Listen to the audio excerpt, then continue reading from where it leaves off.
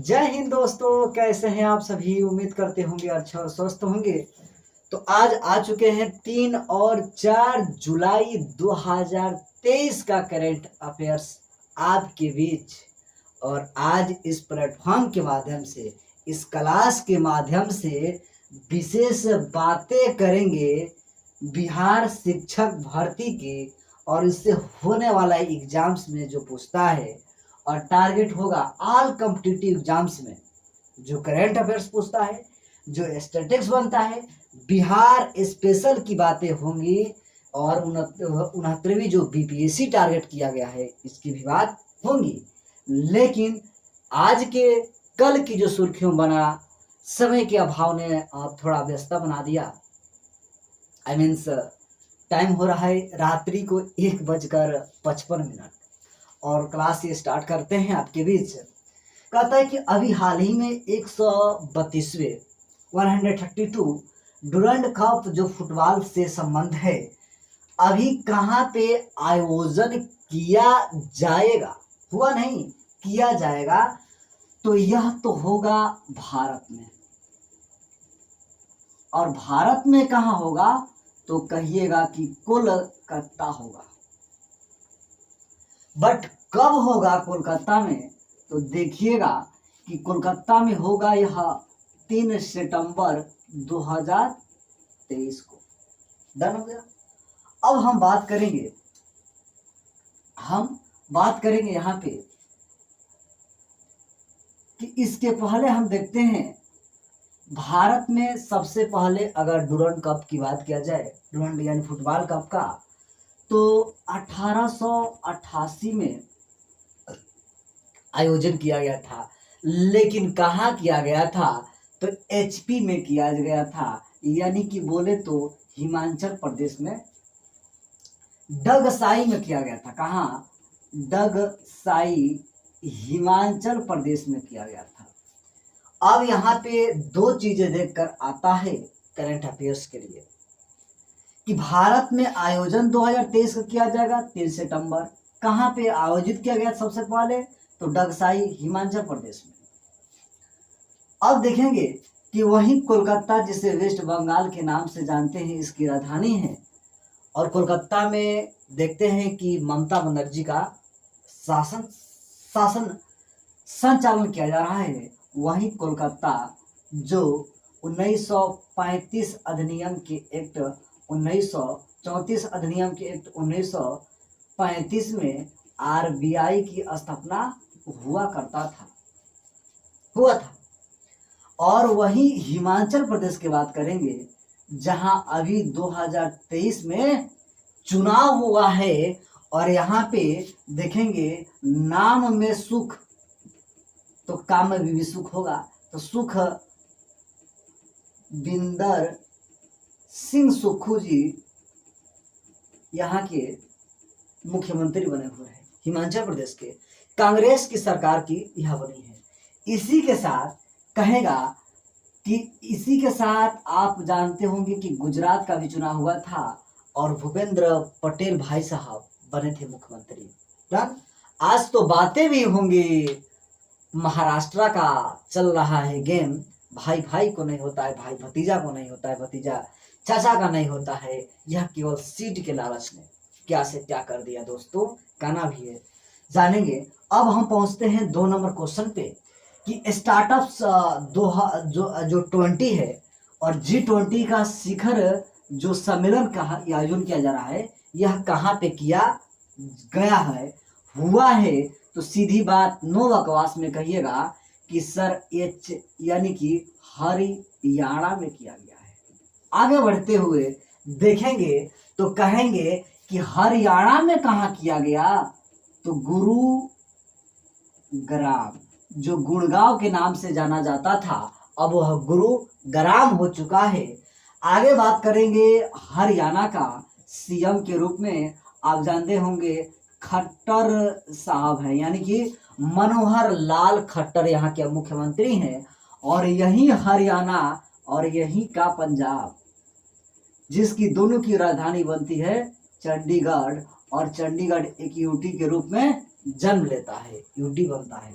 आगे बढ़ते हैं एक तरफ तो लिखा है G20 तो दूसरे तरफ G20 की बातें कहता है, यानी कि ग्रुप्स ऑफ 20 कंट्रीज जिसका स्थापना होता है बाबू। हम जानते हैं कि 1999 में स्थापना होता है, बट एक चीज इसमें और देखने को मिलेगा कि 85% जो है विश्व का 100% में यह जीडीपी रखने का फौलाद इसके पास है, मात्र 20 देशों के पास।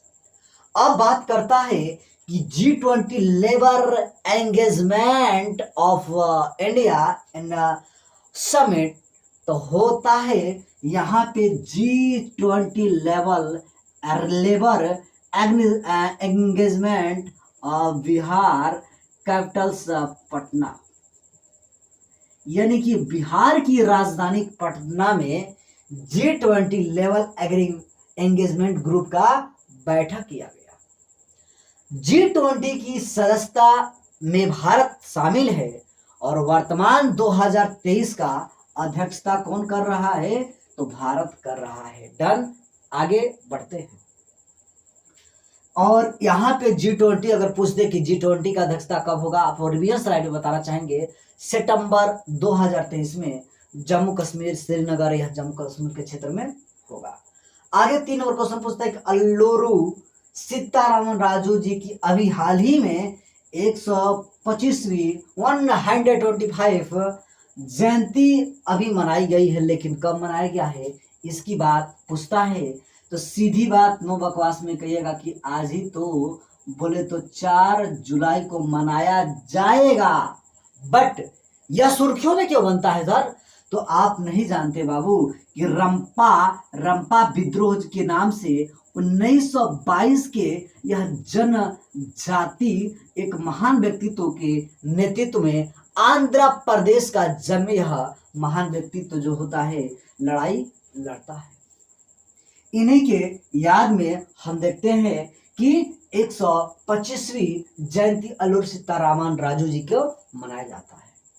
अब पहुंचता है G20 के बाद G7 ग्लोबल समिट, जो है ग्लोबल 7 देशों का यह जो संगठन है, अभी हाल ही में किस देश में आयोजित किया गया था?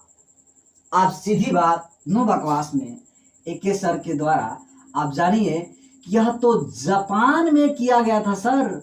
लेकिन जापान में कहाँ किया गया था? याद करिए कि यहाँ पे हिरोशिमा पे यह आयोजन किया गया था। और इस प्रकार से देखा जाए तो ये G7 का अध्यक्षता किया। इसमें ही हम देखते हैं कि पीएम नरेंद्र मोदी जी शामिल होते हैं इस समिट में। बात करते हैं कि सर G7 का सदस्य तो भारत नहीं है, बट शामिल होता है जरूर। बात आगे बढ़ती जाती है और बढ़ने के बाद हम देखते हैं कि राष्ट्रीय विद्यार्थी दिवस कब मनाया जाता है।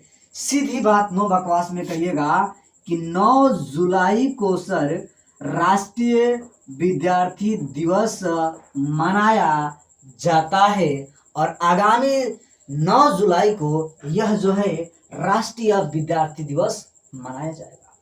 आगे बात पढ़ती हैं तो कहते हैं कि 11 जुलाई को, क्या बाबू, 11 जुलाई को विश्व जनसंख्या दिवस भी मनाया जाएगा, जो मनाया जाता है। आगे बढ़ते हैं, क्वेश्चन नंबर 4 पर पहुंचते हैं।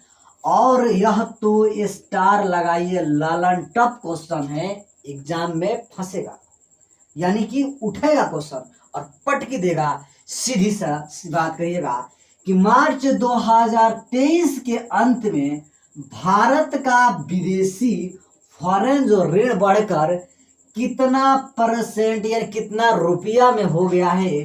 सीधी सी बात कहिएगा आप कि 624.7 मिलियन के रूप में यह अमेरिकी डॉलर के रूप में हो चुका है। डन। आगे कहता है जैसे ही विदेश ऋण मंत्रालय, तो तो आप जानते होंगे कि विदेश सचिव विनय मोहन क्वात्रा जी को कार्यकाल, विनय मोहन क्वात्रा जी का कार्यकाल बढ़ा के 2024 तक कर दिया गया है। विदेश सचिव के बाद हम देखते हैं फॉरेन सेक्रेटरी के बाद ऑफ इंडिया के बाद हम देखते हैं foreign minister of India S Jaishankar, Subrahmanyam Jaishankar महोदय बने हुए हैं। डन। आगे पहुंचते हैं तो मुझे याद आता है जो कि भारत के एक पड़ोसी देश जिन्हें हम कहते हैं नेपाल, और नेपाल का हवाई अड्डा अब चीन भाइयों के हाथों में चला जाएगा। यह सुर्खी बन के आ रही है, ट्रेंडिंग में चल रहा है। इसकी विशेष कल की क्लास में हम चर्चा करेंगे जबरदस्त कि क्या है मुद्दा, और जो हवाई अड्डा बनाकर यह तैयार किया और वहां पे पहली उड़ान किया गया तो हो लला ड्रैगन, देखा जाए तो चाइना के द्वारा। अब भारत में आए यहाँ के प्रधानमंत्री साहब देखते हैं कि किस तरह से वार्तालाप किए थे हमारे पीएम नरेंद्र मोदी जी के साथ कि आप जो है कि हमारे साथ हमको दिवालिया होने से, हमारा हवाई अड्डा बचाने से आप बचा सकते हैं। किसके हाथ हो? चाइना के हाथ हो। जिस प्रकार हमन टोटा बंदरगाह 99 ईयर के लिए श्रीलंका से आराम से कर लिया, अपने हाथों ले लिया, उसी प्रकार इसी जाल में बुरी तरह फंसा यह नेपाल। बात आगे बढ़ती है, कहता है 5 नंबर क्वेश्चन जो आपके एग्जाम्स के लिए बहुत इंपॉर्टेंट रहा कि पॉइंट ऑफ लाइट पुरस्कार से किसे सम्मानित किया गया है? तो राजिंदर सिंह, कहिएगा कि राजिंदर सिंह जो संधू है, कहाँ है? धट्टू साहब को यह पॉइंट ऑफ लाइट पुरस्कार से सम्मानित किया जाएगा। आप बाबू राइट डाउन करते रहिएगा। अब पहुंचते हैं कि ऑर्डर ऑफ द नाइल प्रधानमंत्री को मिला। ऑर्डर ऑफ नाइल हम देखते हैं कि प्रधानमंत्री मोदी साहब को मिल गया। यह सर्वोच्च सम्मान है। ऑर्डर ऑफ नाइल, क्वेश्चन पूछेगा किस देश का सम्मान है? सर्वोच्च सम्मान अवार्ड है। सीधी बात, नो बकवास में कहिए दोस्त, यह तो मिस्र के यह सर्वोच्च क्या है? अवार्ड है, जो कि प्रधानमंत्री नरेंद्र मोदी जी का आगमन हुआ था। 6 नंबर क्वेश्चन पूछते हैं और बात करेंगे कि दीपिका पल्लिकल और हरिंदर पाल सिंह संधू एशियाई मिश्रित युगल स्क्वैश टूर्नामेंट में एक साथ मिलकर मिश्रित रूप से यह किस मेडल अपने नाम कर दिया? कौन मेडल अपने नाम कर लिया है? कौन? दीपिका पल्लिकल और हरिंदर पाल सिंह। ये जो हैं एशियाई में आपको कौन अच्छा लगेगा? आप तो कहेंगे कि नीरज चोपड़ा भाई साहब गोल्ड जीतते हैं 88.67 मीटर लॉन्ग का भाला फेंक में, तो हम भी क्या करेंगे? तो गोल्ड ही जीतेंगे। आज तो विशेष श्रृंखला में बात होगी बिहार के मुख्यमंत्री श्री नीतीश कुमार जी ने क्या कह दिया है कि अगर राष्ट्रीय और अंतर्राष्ट्रीय, नेशनल और इंटरनेशनल लेवल्स के गेम्स में आप कोई भी क्या करते हैं, मेडल आते हैं राज्य के नाम से, देश के नाम से एंड इंटरनेशनल नंबर पर देश के लिए, तो आपको जो है ना कि नौकरी मिलेगा। और नौकरी ग्रुप डी वाला नहीं मिलेगा, ग्रुप सी वाला, ग्रुप बी वाला नहीं मिलेगा, आपको तो नौकरी मिलेगा ग्रुप ए वाला। इसकी भी चर्चा होगी। ठीक, तो किस स्टेट लेवल के बातें होगी, कहाँ पे। अब 7 नंबर क्वेश्चन आ गया है। थोड़ा ज्योग्राफी का झटका देकर आ रहे हैं क्योंकि ज्योग्राफी हम कराने वाले हैं। और आप सबको यह बात बता दें कि कौन सी नदी जो भूमध्य रेखा को 2 बार ही काटती है। अफ्रीकी देश में जाएंगे और वह 2 बार काटती है तो आप कहेंगे कि कांगो तो नदी है, और कांगो नदी है तो अफ्रीका में यह है। सीधी बात, नो बकवास में अब आइएगा। डन। आगे पहुंचते हैं 8 नंबर क्वेश्चन जो आपके एग्जाम्स के लिए बहुत इंपॉर्टेंट है कि गुलामी में अपने देश के भूमिका के लिए किस देश के जो प्रमुख हैं सम्राट ने ही माफी मांग लिया है। किस देश के यह सम्राट हैं कि गुलामी में अपने देश की भूमिका के लिए माफी मांगा है, और कोई नहीं है, यह तो है नीदरलैंड। और नीदरलैंड ने क्या किया है, नीदरलैंड ने क्या किया है कि यहाँ पे देखते हैं कि नीदरलैंड ने यह नीदरलैंड के जो सम्राट महोदय हैं जिनका विलेम अलेक्जेंडर महोदय जो हैं कि माफी मांगे हैं। अब थोड़ी देखते हैं नीदरलैंड जो यूरोपीय कंट्रीज है जिसकी राजधानी एम्स्टर्डम है। एम्स्टर्डम के बाद यहाँ पे हम पहुंचेंगे नीदरलैंड के प्रधानमंत्री मार्क रूटे साहब जो हैं। अब आज के श्रृंखला की जो 9 नंबर क्वेश्चन है आपको तो 1 नंबर देगा ही देगा यह क्लास करने से। बातें क्या है, कहता कि नाडा जो है इंडिया किसके साथ मेमोरेंडम कर लिया है, तो किसके साथ कर लिया है तो कहिएगा कि यह किया है सराडो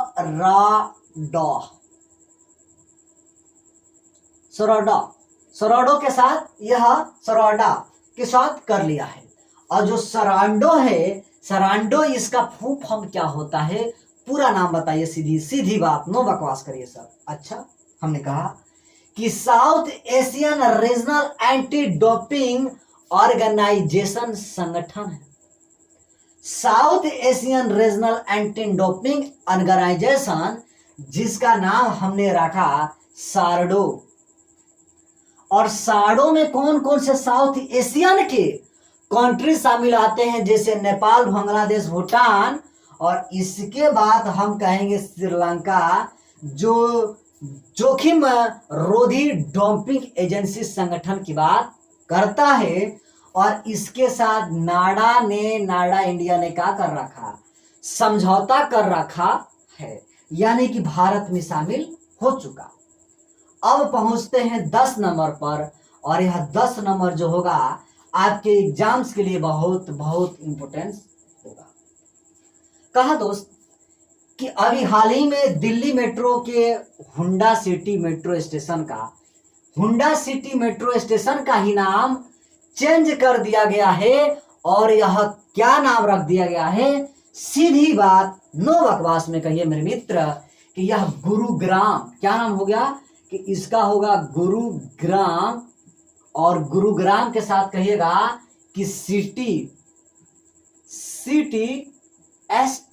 स्टेशन, सिटी मेट्रो होगा, मेट्रो है ना, सिटी मेट्रो स्टेशन नाम रख दिया गया।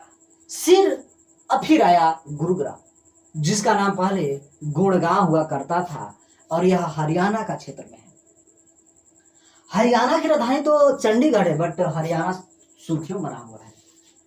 अब हम देखते हैं आज के श्रृंखला में हम बात करेंगे दोस्तों, बिहार शिक्षक जो भर्ती आई हुई है पीआरटी के लिए, अदर स्टेट के जो एलिजिबिलिटी है, उनका योग्यता है, वह शामिल हो सकते हैं।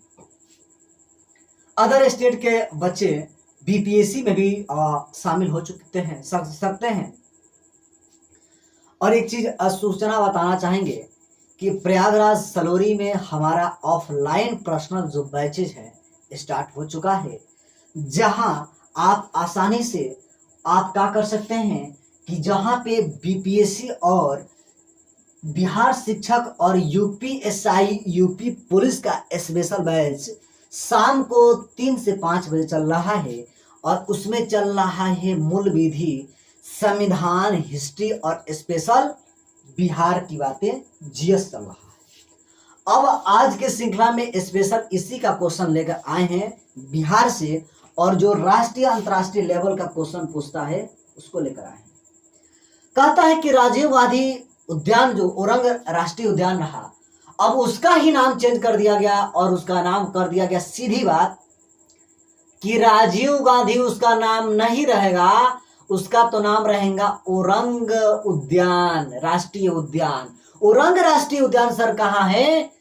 तो सीधी बात कहिए ना, कहाँ? असम में है। राइट, सही बताएं, यह असम में है। और यहाँ पे देखते हैं कि यहाँ पे इसका नाम बदल के क्या रख दिया जाता है? तो औरंग नेशनल पार्क रख दिया जाता है। और पहुंचते हैं स्टार लगाए हुआ क्वेश्चन पे कि 2024 तक कौन सा देश दुनिया का दूसरा सबसे बड़ा ऑनलाइन खरीदार बन गया है? तो वह देश कोई और नहीं, वह प्यारा सा देश भारत। हम भारत के नागरिक हैं, हम भारत के लोग। भारत के संविधान भी कहता है दोस्त कि हम भारत के लोग भारत को संपूर्ण प्रभुत्व संपन्न गणराज्य बनाने के लिए तथा इन सब में व्यक्ति की गरिमा, लोकतांत्रिक, सामाजिक यह जो जुड़ने के कार्य करते हैं, वही भारत दूसरा ऑनलाइन खरीदार हो गया है। आप सब जानते होंगे। कहता है 2 नंबर क्वेश्चन की पीएम नरेंद्र मोदी किस स्टेट में अभी हाल ही में महाकाल लोक उद्घाटन किया है?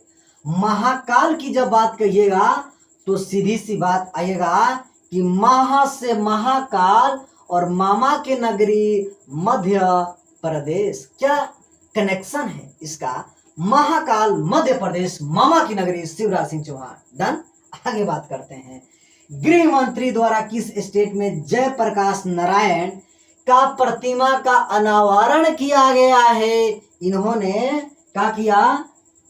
तो यहाँ पे देखेंगे कि अनावरण किया। तो किस देश, किस राज्य में अभी हमारे गृह मंत्री जी दौरे पे थे? तो वह राज्य था कोई और नहीं, हमारा सा प्यारा राज्य जिन्हें हम चर्चा कर रहे हैं, बिहार में।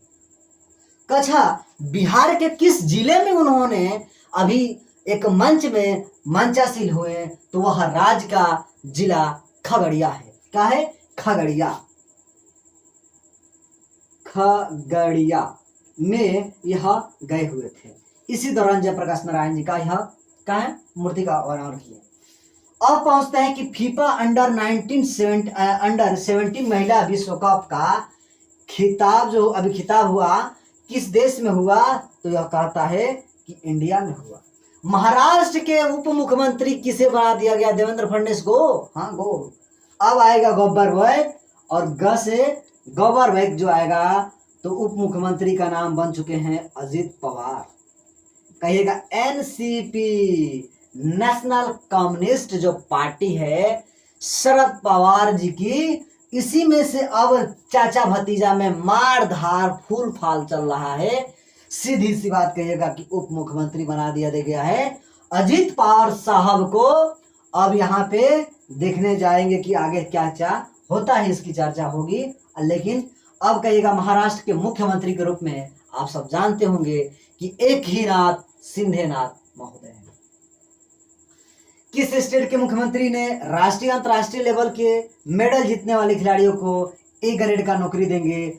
मतलब सीधी सी बात, एसडीएम का पोस्ट, डिप्टी एसपी का पोस्ट, एसडीएम का पोस्ट, डिप्टी एसपी का पोस्ट यहाँ मिलेगा। और बात करेंगे जैसे ही एसडीएम का सुर्खियों में समाई, चर्चा में रही देश के भावी एसडीएम ज्योति मौर्य का, जो एक प्रशासनिक अधिकारी होने के नाते अपने परिवार को किस प्रकार से धोखा दिया जाता है, इसी पर मुझे शेर आता है यार। और अच्छा लगेगा तो आप वाह वाह करिएगा, वरना उसको रंग करिएगा। कि डाली पर क्या डाली, कि डाली पर क्या डाली, जिसने भी डाली एक डाली पर नजर डाली, जिस डाली को किसी बेवफा माली ने ही पहले कटार डाली। हम जानते थे, क्या जानते थे? हम जानते थे कि तुम एक बेवफा हो, लेकिन फिर भी दिल तुम्ही से लगा बैठे हैं। अब तो दिल को टूटने का भी डर नहीं। आलोक वर्मा जी की बात, वर्मा मौर्य जी के। अब दिल को टूटने का भी डर नहीं, क्योंकि दिल का हम तो लाइफ इंश्योरेंस करा बैठे हैं। इस तरह से गतिविधि देश में चलेगा तो एक व्यक्ति को गलती करने से हमारी माता और बहनें को सजाएं मिलेंगी। सुर्खियों बन रहा था कि बहुत से महापुरुषों ने, हमारे व्यक्तित्व ने, महान व्यक्तित्व ने, जिन्होंने अपने पत्नियों को, अपनी बहनों को, अपने देखा जाए भतीजों को प्रयागराज में अदर स्टेट में भेजा है पीसीएस अधिकारी बनने के लिए। उनके मन को विचलित करने वाला जो यह कंडीशन देखने को आता है तो कहीं ना कहीं यह झकझोर कर रख देता है कि देश के हालात, देश के प्रशासनिक, देश के अधिकारी जो इस तरह से गतिविधि में शामिल होंगे तो देश कहाँ जाएगा। आगे बढ़ते हैं हम। कहता है कि किस हार्मोन्स में पाया जाता है विटामिन डी। तो कहता नहीं, कहता किसे हार्मोन्स पाया जाता है, तो विटामिन डी में कहिएगा कि हार्मोन्स पाया जाता है, हार्मोन्स पाया जाता है। एड्स का जीवाणु बोले तो बैक्टीरिया, वायरस तो बोले विषाणु किसके विकास को प्रभावित करता है, तो ब्लड का टी सेल को प्रभावित कर देगा, जो कि वृद्धि ही विकास ही रोक देगा। सीधी सी बात। किसे डायनासोर का कब्रिस्तान कहा जाता है, मोंटाना का कहते हैं डायनासोर का कब्रिस्तान, जहां पे यहाँ पे डायनासोर की कुछ बोन्स मिले। आगे बढ़ते हैं। कहता है कि प्रायद्वीप भारत के 3 नदियों जो अपने स्रोत के रूप में जानी जाती हैं, और किस क्षेत्र में, अमरकंटक में। और अमरकंटक में जो जानी जाती हैं वह कोई और नहीं तो सोन महानदी नर्मदा, जो पश्चिम की ओर बहती है, नर्मदा और सोन इसके स्रोत हैं। अमरकंटक के क्षेत्र जो जयपुर का क्षेत्र में आता है, जयपुर के क्षेत्र में, मध्य प्रदेश के क्षेत्र को काटते हुए यह आता है, बात करता है। भारत में सबसे अधिक बड़ी जनजाति कौन रहा। आप मारेंगे भील, लेकिन गलत होगा। क्यों होगा? यह भारत में सबसे बड़ी जनजाति रहा तो 2011 के अकॉर्डिंग्स गोंड होगा, जबकि 2001 से 11 के बीच में कहेगा तो भील कहिएगा। जो कि भील होगा तो एमपी, मध्य प्रदेश में ज्यादा पाए जाते हैं। और गोंड की बात किया जाए, गोंड भारत का सबसे बड़ा जो है जनजातीय कम्युनिटी है, समुदाय है। तो आज के क्वेश्चन के साथ यहीं पे हम दोस्त समाप्त करते हैं। और आज के वीडियो लगभग हम देखते हैं कि 2:30 बज चुका है, तो आज के सेशन हम यहीं पे समाप्त कर रहे हैं और पहुंचने 2:30 बजने वाला है। तो फिर हम मिलते हैं नेक्स्ट क्लासेस में। टेक केयर, शुभ रात्रि, गुड नाइट, जय हिंद।